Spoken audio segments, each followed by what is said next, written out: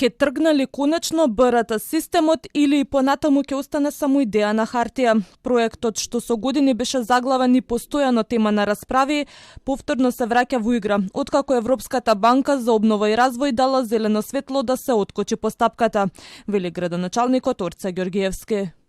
Денес имаме состанок со представници од мојот тим и од ЕБОР за понатаму целиот процес на брза трака да движи, да ги исполниме ние обврските кои што ни се зададени од таму околу формирање на проектна единица и се останато. И преку тој проект дополнително ќе бидат набавени уште 30 автобуси. Дополнителни 100 еколошки автобуси ќе обезбеди владата, но не во март како што беше најавено предходно.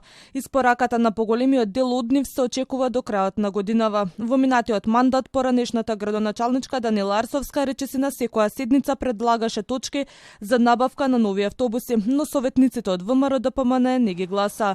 Покрај БРТ системот градот најавува и смарт зелен бран како обид да се намали секојдневниот сообраќајен хаос. За таа намена се издвојуваат 5 милиони денари, а јавното предпријатие улици и патишта ќе биде задолжено за воведување и унапредување на современи сообраќајни решенија. Одиме со смарт зелен бран, кој што ќе подразбира поставување на јамки во моментов сигнализацијата на семафорите се пали во состојба замислена во база. Нема функционални јамки кои што треба да мерат проток на возила.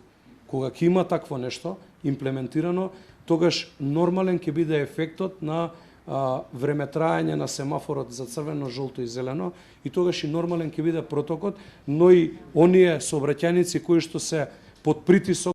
Било побарано и повторно воведување на тајмерите на семафорите. Според Ѓоргиевски, тие представуваат добро средство за навремено предупредување на граѓаните, но според одредени студии и документација од градот покажуваат дека на локациите каде што тајмерите биле поставени во минатото, поради реагирање во последна секунда на жолто, црвено или зелено светло, често доаѓало до сообраќајни незгоди. Поради тие причини оваа опција е отфрлена и наместо тоа се воведува смарт зелен бран.